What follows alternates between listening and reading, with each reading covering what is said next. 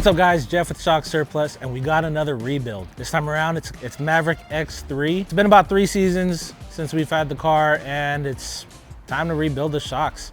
Desert season was upon us, and we needed everything to be freshened up. The shocks already have Eibach spring kit on them, and they have improved the ride, but we are looking for more improvements. And so we'll also be installing the rear sway bar. With the rear sway bar, you should be seeing a 66% increase in stiffness over the factory sway bars in this location, and a 99%. We'll dive deeper into that right when we're about to install them. But right now, we got to take these coilovers off, take them apart, get them rebuilt, and put them back on the car.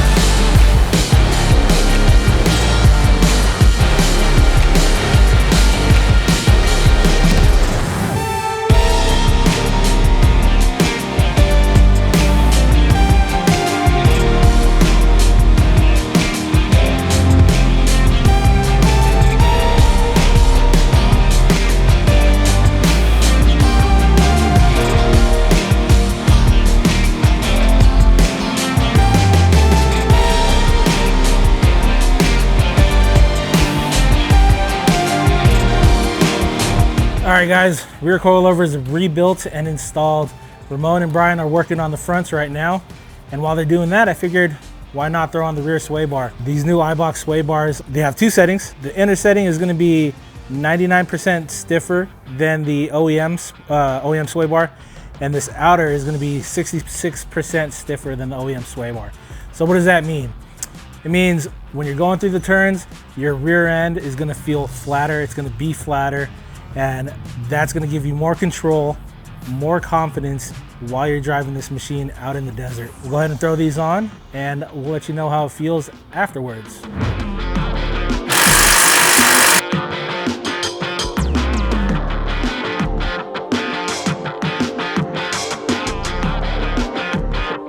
All right, we got the old sway bar off. It's time to put the new one in.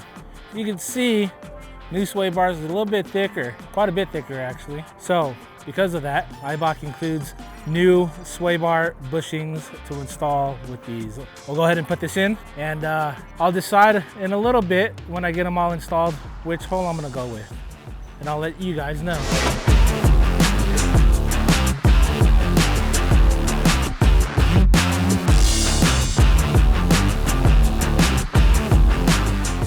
The new sway bar is in, partially. To get that sway bar in, you kind of have to work it in at an angle. Make sure you're kind of going in and clearing the coolant lines. It would help if you have another person on the other side kind of helping guide that sway bar in. You have a pretty clear line of sight through the back of the car. Kind of be careful not to force anything in, ripping out any coolant lines or anything like that. But we were able to get that in. We're gonna grease up the new bushings provided by Eibach and finish up the install. I'm gonna pre-grease the bushings and then pop these bad boys in.